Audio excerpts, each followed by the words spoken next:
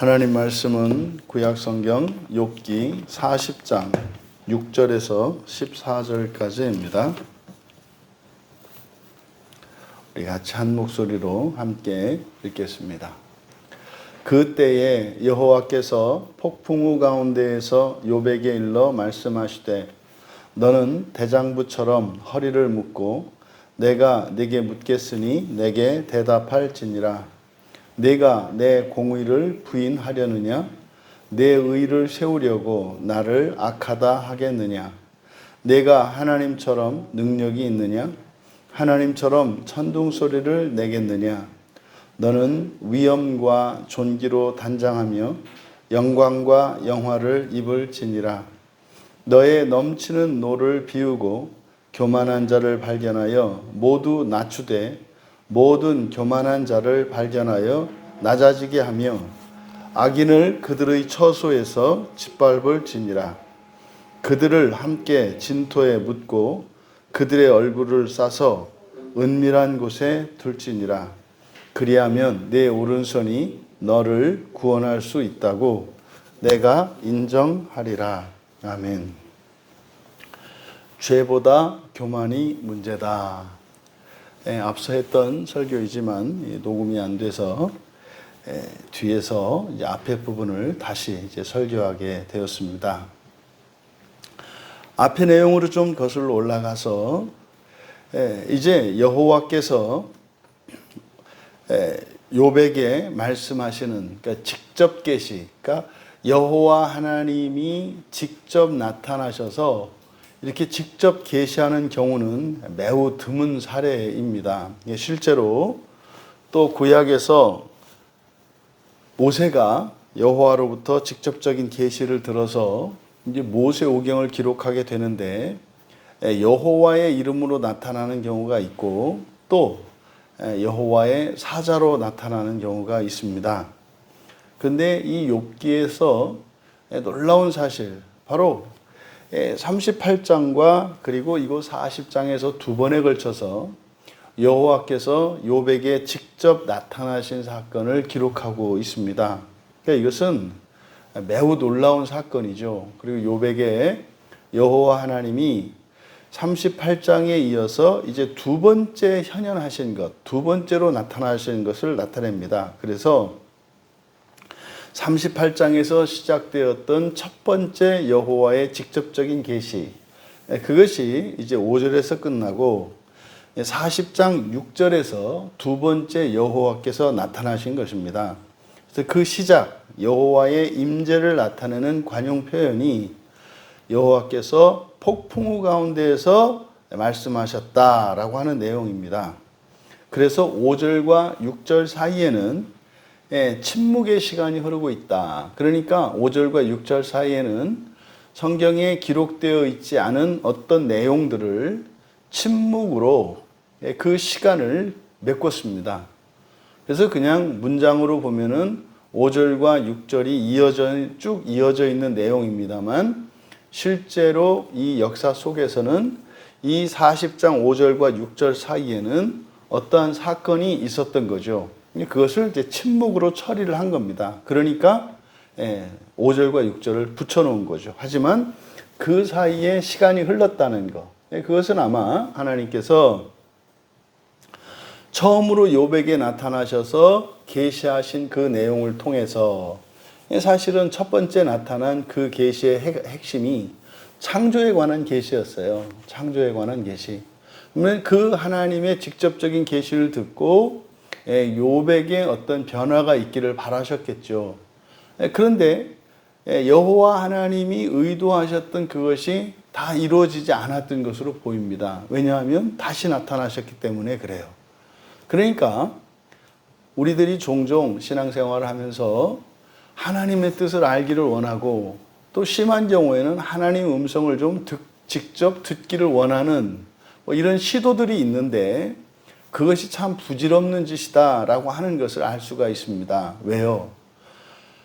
구약에 나타난 선지자들의 사례는 물론이고 또 이 욥의 경우에 여호와 하나님이 직접 나타나셔서 교훈해 주셨지만 그렇게 여호와 하나님의 말씀에도 변화되지 않는 욥을 통해서 우리가 알 수 있단 말이죠.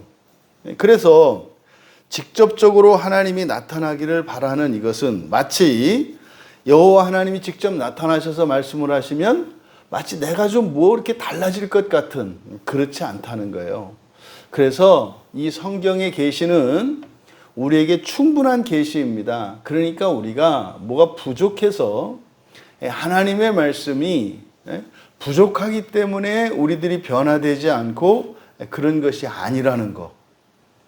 그러면 이제 두 번째로 다시 나타나신 여호와 하나님께서 욥에게 직접적으로 계시해 주시는 내용을 이제 담고 있습니다. 먼저 8절에 보니까 이제 6절과 7절은 이제 여호와께서 다시 한번 나타나셔서 이제 욥에게 말씀하시는 내용이란 말이에요.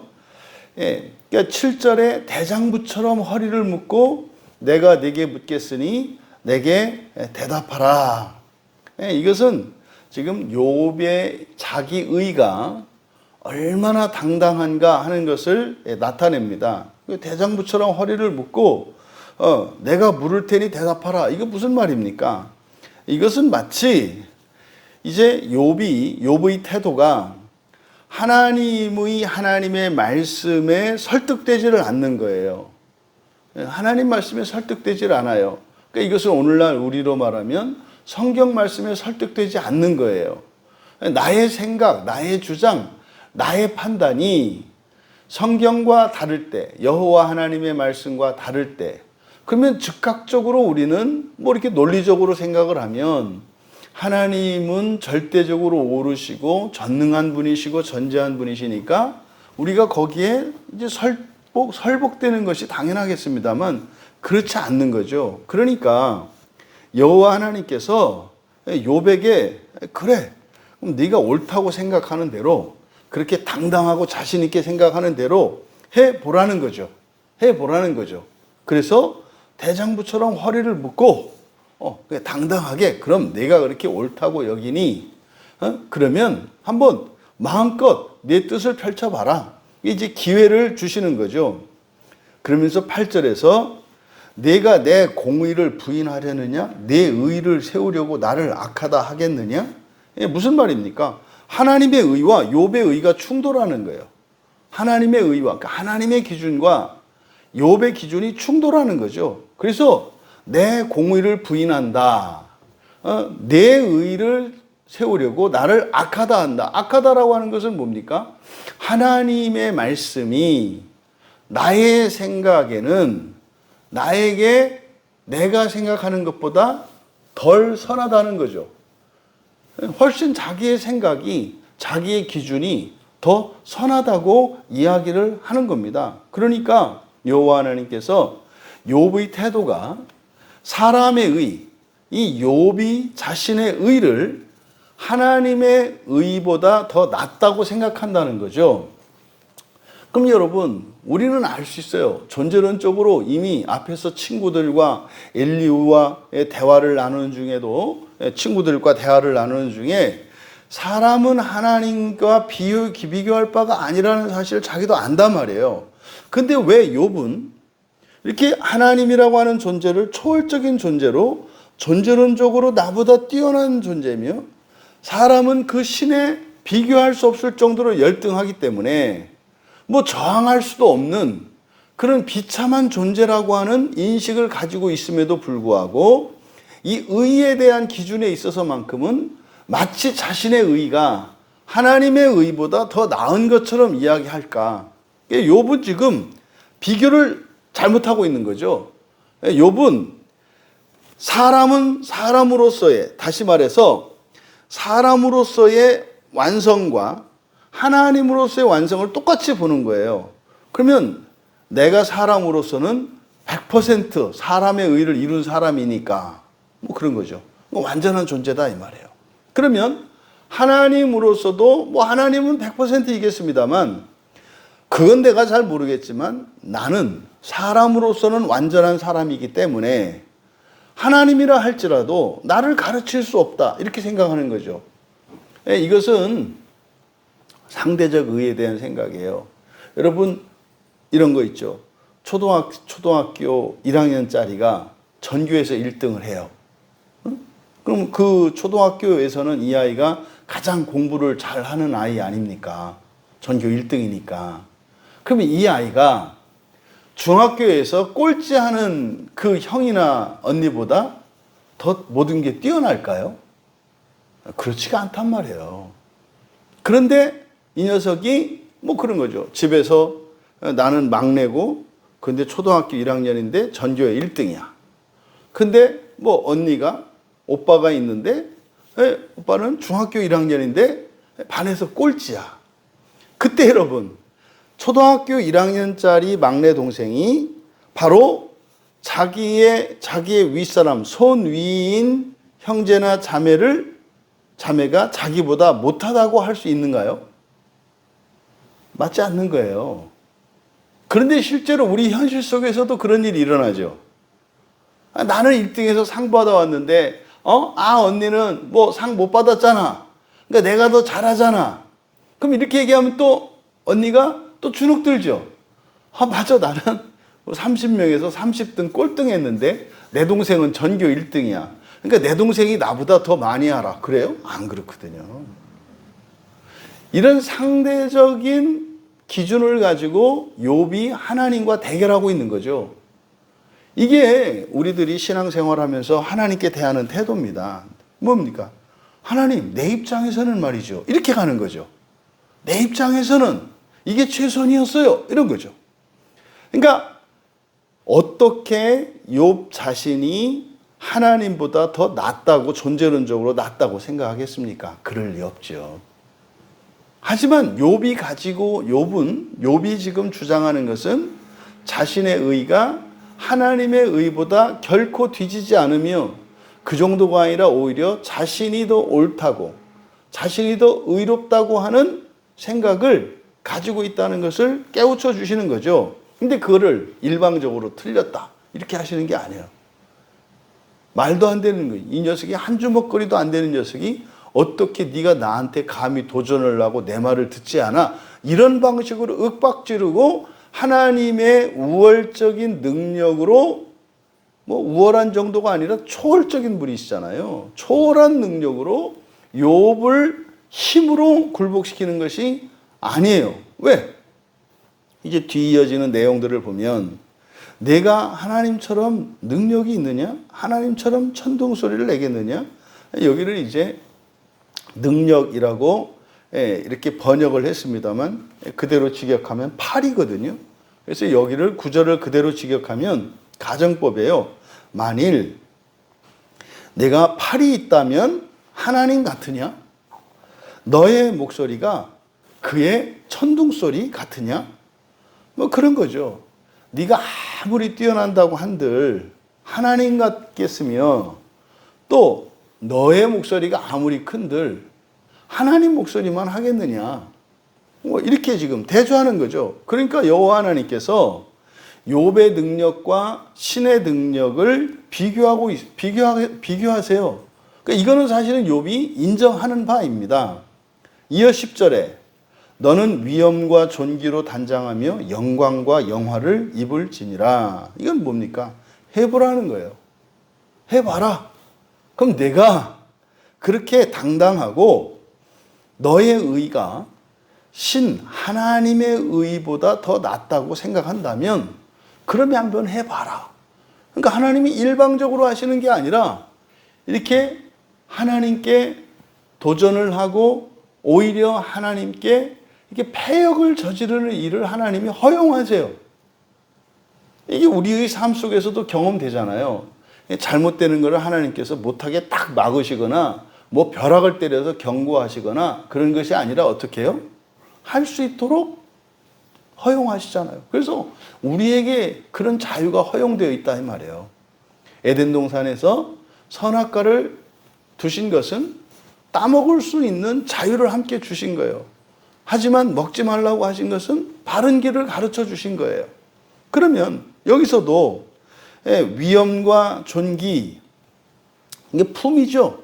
한번 너가 품위를 지켜봐. 영광과 영화, 이것은 이제 사람입니다. 그러니까 여호와께서 욥에게 자신의 의로움이 그렇게 대단하다고 하니 한번 입증해봐라 이거죠. 입증해봐라. 그래서 이거를 단장하며 입어라. 해보라는 거예요. 해보라는 거예요. 네, 그러면 구체적으로 하나님이 조건을 제시합니다. 그럼 네가 그렇게 너의 의가 뛰어나다고 하는 것을 한번 입증해봐. 한번 마음껏 한번 너의 뜻대로 너의 의를, 너의 최선을, 너의 품위를, 너의 영광을 다 드러내봐. 그러면서 어떻게 사람의 의를, 욥 자신의 의를 드러낼 것인지 구체적으로 방법을 제시하세요. 사실 여기 제시하시는 방식은 그러니까 입증해보라는 거죠. 욥에게 과연 내가 나의 말을 듣지 않고 나의 말에 설복되지 않을 만한 그러한 의가 너에게 있는지 한번 너 스스로 증명을 해봐라 라고 제시하시는 거예요. 그러면 어떤 방법으로 욥이 자신의 품위를, 자신의 영광을 드러낼 것인가? 그래서 할 수 있는 거죠. 사람이라면. 그런데 그 내용을 보니까 너의 넘치는 노를 비우고 교만한 자를 발견하여 모두 낮춰봐라. 그럼 여기서 넘치는 노라고 하는 게 뭡니까? 이것은 친구들에 대하여 품고 있는 욥의 진노예요. 예, 여러분 이미 욥은 더 이상 친구들과 이 대화를 나눌 가치를 전혀 느끼지 못하고 있습니다. 왜요? 예, 이거는 친구도 아니고 원수도 아니고 정말로 아무것도 아닌 거예요. 그래서 친구들에 대한 이 진노는 극에 달해 있습니다. 그러니까 그거를 비워보라는 거예요. 이게 사실 이 노라고 하는 것이 뭡니까? 여기서 이 노를 비우고 넘치는 거거든요. 그러면 욥이 친구들에 대해서 진노를 풀어보라고 하는 거예요. 그러면은 한번 교만한 자라고 하는 것은 욥의 관점에서 교만한 자죠. 그러니까 욥이 보기에 교만해 보이는 자예요. 그런 자들을 만나서 모두 낮춰봐라. 그런 거죠. 욥에게 교만한 자를 발견해서 그들의 교만을 낮춰보고 네가 친구들에 대해서 가지고 있는 그 노를 비워보라는 거예요. 그러니까 우리가 화는 뭡니까? 이 거짓 감정들이 우리 마음의 한계를 넘을 때 넘쳐나는 게 분노란 말이에요. 근데 화를 내지 말고 스스로 이 화를 비워봐라. 이제 우리는 알죠. 그게 거짓 감정을 비워내는 것이라는 것을. 그러면 친구들에 대한 그 진노를 풀고 내가 만나는 모든 교만해 보이는 그 사람들의 그 교만을 한번 꺾어봐라 이 말이에요. 또 게다가 12절에서 좀 더 심하게 말씀을 하십니다. 그냥 교만한 자 한두 사람이 아니라 혹시라도 그럴 수 있지 않겠어요? 그러니까 하나님께서 조금 더 모든 교만한 자를 발견해서 낮아지게 해라 그래요. 모든 교만한 자. 아니 여러분 세상에 있는 모든 교만한 자를 어떻게 만나겠으며 또 그들을 만난다고 해서 그들의 교만을 꺾겠습니까? 욥은 지금 세상에서 최고로 잘난 사람이라고 주장하고 있잖아요. 사람으로서는 흠이 없죠. 맞죠. 그런데 말입니다. 사람이 아무리 뛰어난다 할지라도 그 사람의 발꿈치에 못 미치는 사람도 절대적으로 모든 면에서 이 사람보다 못하다라는 생각하지 않아요.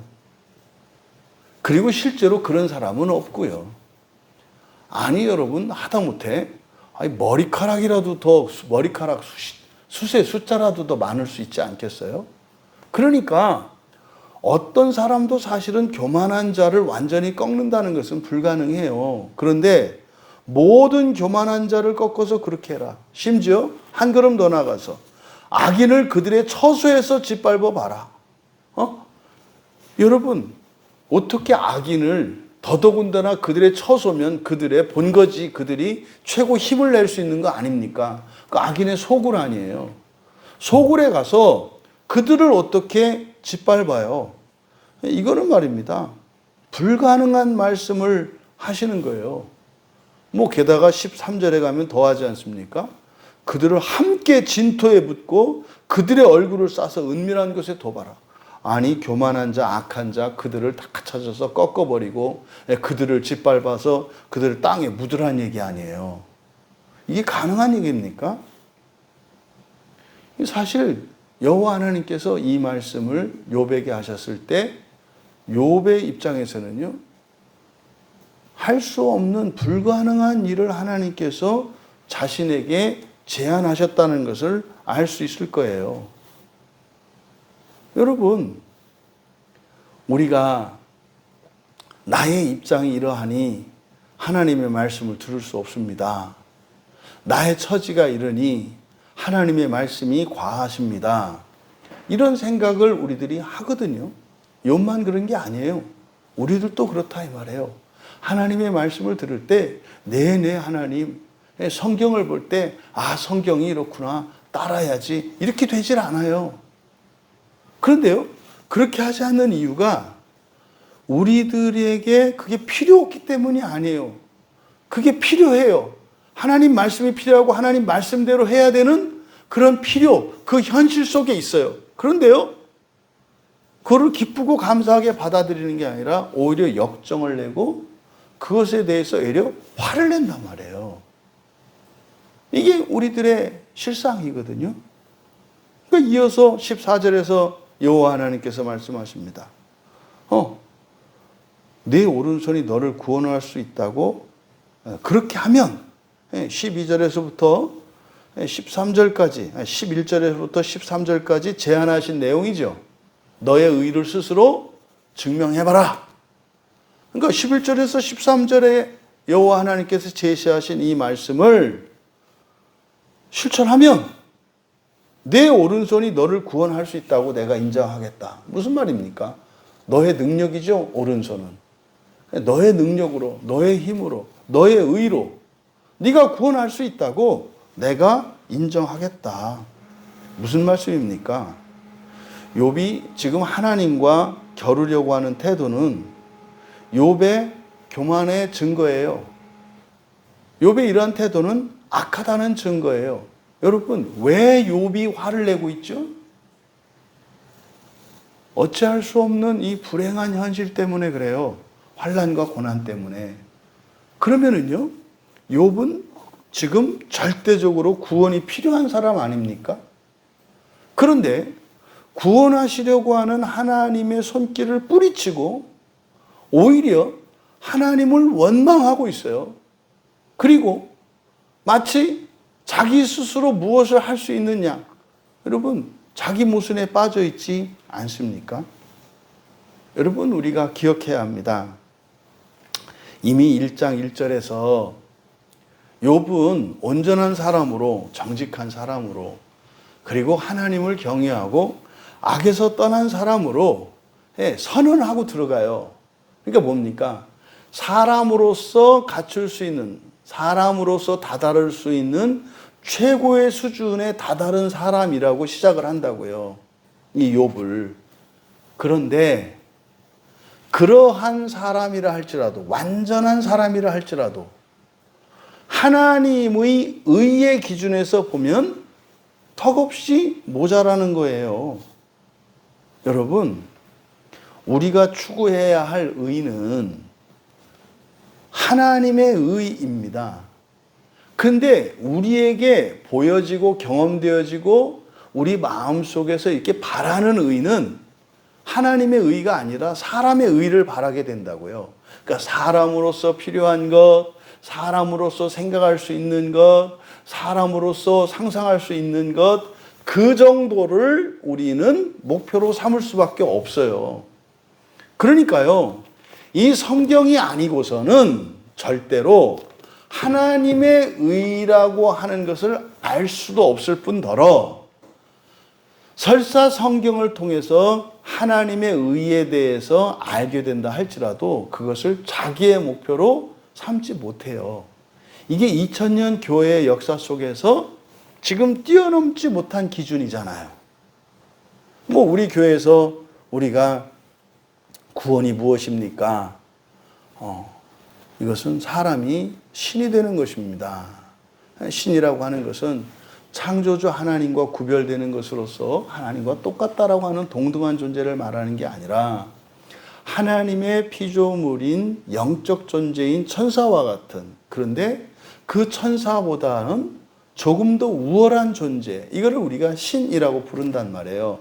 창조주는 아니지만 신과 창조주 하나님 사이의 존재. 그러니까 사람은요, 천사 밑에, 신 밑에 있단 말이에요. 천사 밑에 있단 말이에요. 그러면 하나님이 계시고 중간에 천사가 있고 사람이 있는데, 사람인 우리가 하나님과, 창조주 하나님과 천사 사이의 존재가 되는 것, 이게 구원이란 말이에요. 이것을 예수님께서 동일한 천사, 부활로서 천사된 이들이라고 말씀하셨단 말이죠. 바로 이것이 우리가 추구해야 되는 구원이고 이것이 구원의 목표인 것입니다. 그런데 이게 안 돼요. 이게 안 된다고요. 이게 지금 욥에게 일어나는 것처럼, 욥이 왜 이렇게 하나님께 순복되지 않아요? 다 이루었기 때문이에요. 여러분, 욥은 정말로 다 이루었습니다만 다 이루지도 못한 우리들이 중간중간 상대적으로 내가 필요한 것들, 급한 것들, 이것이 채워지고 해결이 되면 더 필요한 것이 없는 것처럼 되지 않습니까? 그러면 우리가 하나님을 의지하지 않고 오히려 하나님을 떠나는 일들이 생기지 않습니까? 그러니까요, 완전한 욥이나 완전하지 않지만 뭐 내 기준에서 이 정도면 됐지라고 하는 상대적으로 완전한 사람들조차 똑같은 일들이 일어나는 것임을 우리가 알 수 있어요. 그래서 여러분, 우리가 꼭 기억해야 하는 것은 우리의 목표는 사람에 의해 이루는 것이어서는 안 돼요. 하나님의 의에 이르는 것이 우리의 목표가 되어야 한다. 그럼 하나님의 의는 사람의 의보다 높아요. 근데 문제는, 그러면 하나님의 의는 사람의 의보다 높으니까, 그러면 하나님의 의를 이루려면 사람의 의를 지나서 넘어서 가야 되는 거 아니겠어요? 논리적으로. 그런데 이렇게 되질 않죠. 왜요? 사람의 의에 다 이르면은 더 이상 그것보다 더 높은 하나님의 의에 대한 소망과 바람이 일어나지 않는다니까요. 그래서 하나님의 의에 이르는 것과 사람의 의에 이르는 것이 어떻게 이루어져요? 함께 이루어진다고요. 순서는 하나님의 의에 진전이 일어나면 사람의 의에 진전이 일어나요. 이걸 뭐라고 얘기합니까? 하나님의 의의 진전은 본성의 변화예요. 본성이 변하면 어떤 일이 일어난다? 환경이 변한다. 인격이 변하고 환경이 변해요. 그래서 하나님의 의를 위하여 우리를 하나님께서 인도하시기 때문에 사람의 의를 완전하게 해주시고 그 다음에 진도를 하나님의 의로 나가는 방식으로는 하실 수가 없어요. 왜요? 우리가 따라가지 않는다니까요. 그러니까 욥 같은 경우에 그렇게 됐지만 오히려 그것을 허물어 버리시잖아요.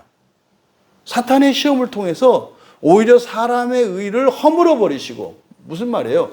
완전했던 것을 불완전하게 만드셔서 사람의 의의 결핍으로 인해서 사람의 의에 대한 필요를 느낌으로 하나님의 의를 이루어가게 하신다고요. 그래서 어떤 방식으로?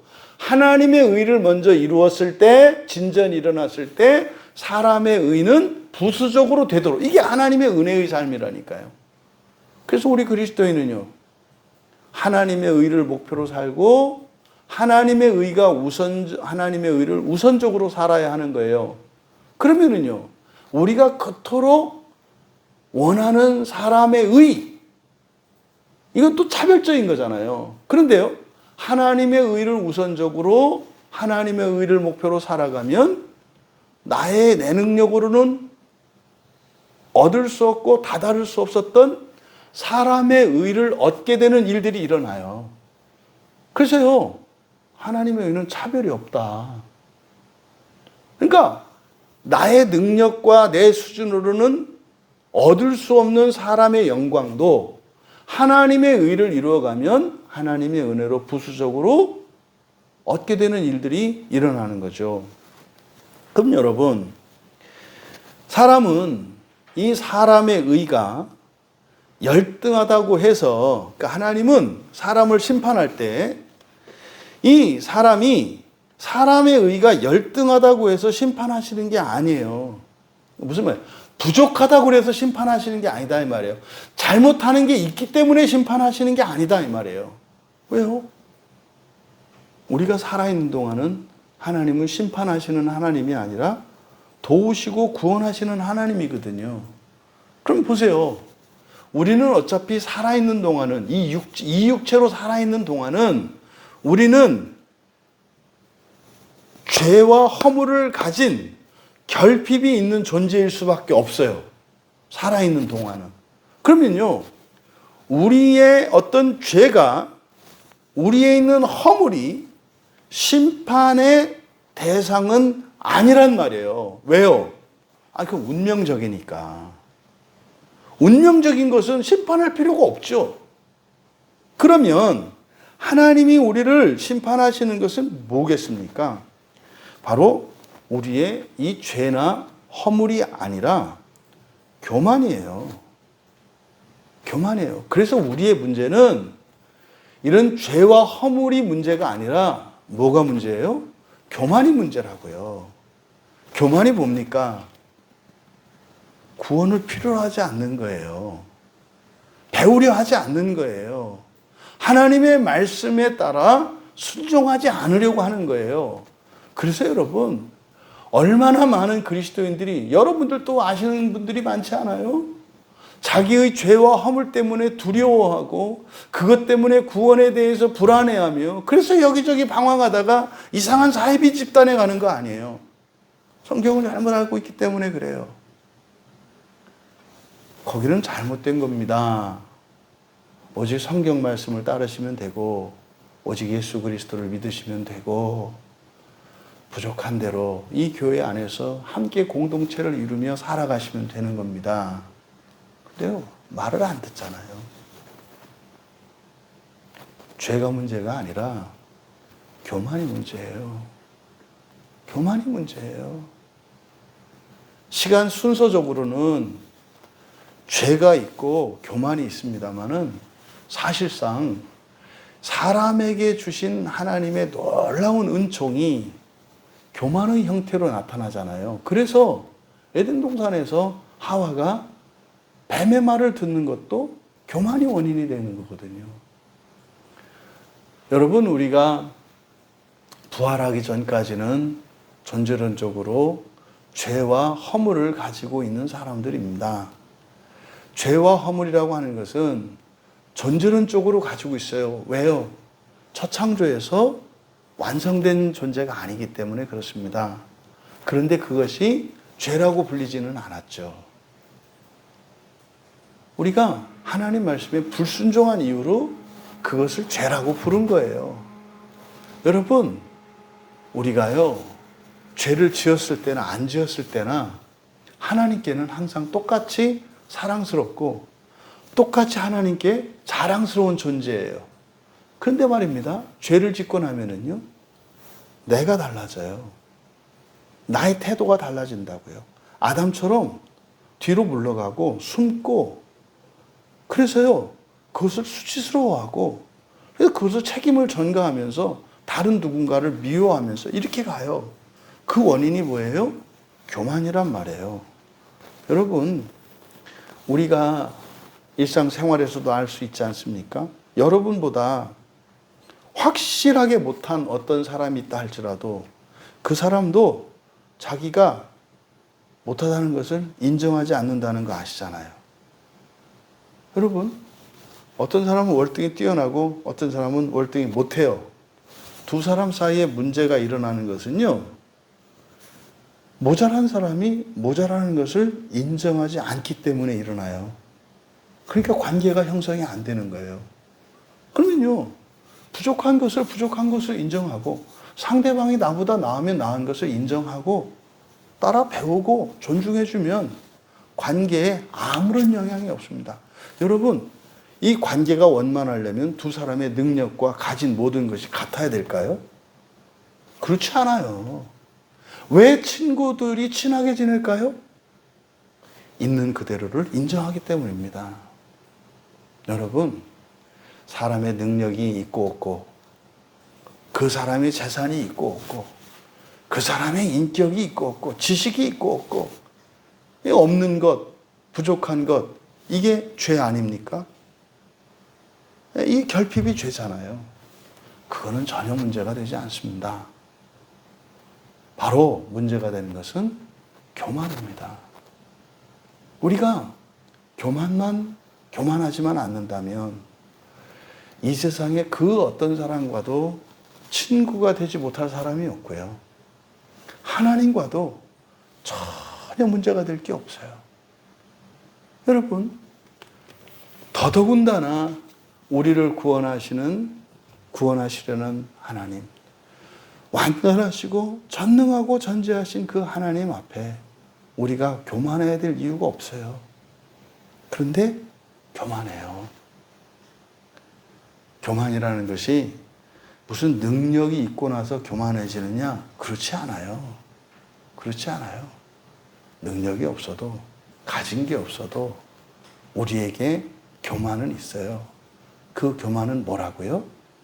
배우려 하지 않는 것이고 상대의 선을 호의적으로 받아들이지 못하게 하는 겁니다. 그래서 이 교만 때문에 사탄은 끊임없이 우리의 교만을 이용해서 하나님의 말씀을 듣지 못하게 하고, 하나님의 말씀을 듣더라도 그것에 순종하지 못하게 하고, 그래서 우리의 구원을 방해한단 말이죠. 부디 우리가 최소한 하나님 앞에서는 전적으로 모든 교만을 깨트리고 하나님의 말씀을 온전히 받아들이고 하나님의 선하심에 순응하며 나아갈 수 있는 복된 우리가 되길 바랍니다. 할 수만 있다면. 어제 설교에서 바로 자유 있는 자들이 할 수 있는 것, 그게 모든 사람을 공경하는 거였지 않습니까? 내가 아무리 뛰어나다 할지라도 모든 면에서 모든 사람에게 다 뛰어나지 않아요. 가치 없어 보이는 그 어떤 것에 있어서 나에게 없는 무엇을 다른 사람들 모두가 다 가지고 있다는 사실. 그래서 우리가 할 수 있다면 모든 사람 앞에서 교만하지 않고 언제나 낮은 자리에서 겸손함으로 살아갈 수 있게 되기를. 그래서 정말 하나님이 지금 욥에게 이렇게 설득하시고 또 이렇게 욥에게 심지어는 하나님께 이렇게 반역을 저지르고 패역을 저지르는 것 같은 이런 것을 허용하시지 않더라도, 허용하실 필요가 없는 그런 우리 모두가 될 수 있기를 주님의 이름으로 축원합니다. 존귀하신 하나님, 존재론적으로 저희들이 가지고 있는 이런 결함들, 이것을 죄와 허물이라고 말합니다. 저희들에게 정말 문제는 이 죄와 허물이 아니라 교만이 문제인 것을 욥을 통해서 욥에게 말씀하신 하나님의 말씀을 통해 다시 한번 깨닫게 하시니 참으로 감사합니다. 하나님, 우리에게 부족하고 없는 것으로 인하여 부끄러워하거나 두려워하지 않게 하시고 오히려 나에게 없는 것으로 하나님께 은혜를 구하며 도움을 청하듯 또 공동체를 이루어가는 다른 사람들에게도 그렇게 살아갈 수 있도록 도와주셔서 우리에게 없는 것으로 부끄러워하는 것이 아니라 오히려 우리에게 없는 것으로 인하여 사람들 앞에서 또 하나님 앞에서 더욱 겸손하며 더욱 정직해질 수 있도록 은혜를 내려주셔서 날마다 하나님의 의에 진전이 있게 하시고 그로 말미암는 하나님의 은혜를 누리는 복된 성도들 다 되게 하옵소서. 감사하며 예수님의 이름으로 기도하옵나이다.